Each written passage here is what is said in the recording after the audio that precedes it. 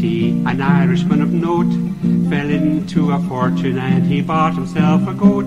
Says he, sure of goat's milk, I'm going to have me fill. But when he brought a nanny home, he found it was a bill.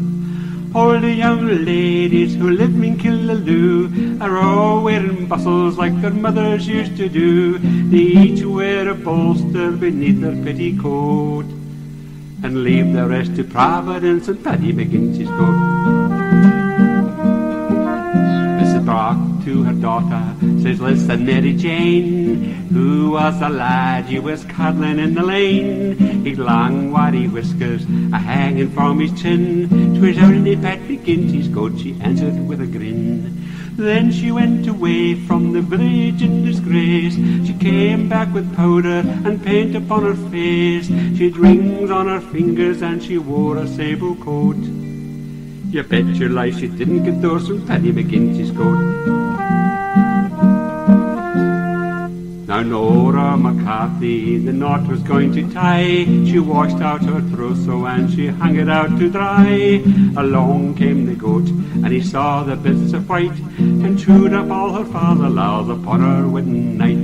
Oh, turn out the light quick, she shouted out to Pat, for though I'm your bride, sure I'm not worth looking at. I had to have everything I told you when I wrote, but now I've won on nothing all through Paddy McGinty's goat. Mickey Riley, he went to the races the other day. He won $20 and he shouted hip hooray. He held up the note shouting, look at what I got. The goat came up and grabbed it and he swallowed up the lot. He's eating me banknotes, says Mickey with a hump. They went for the doctor and they got a stomach pump. They pumped and they pumped for the $20 note, but all they got was 9pence out of Paddy McGinty's goat. Now our Paddy's goat had a wondrous appetite, and one day for breakfast he had some dynamite.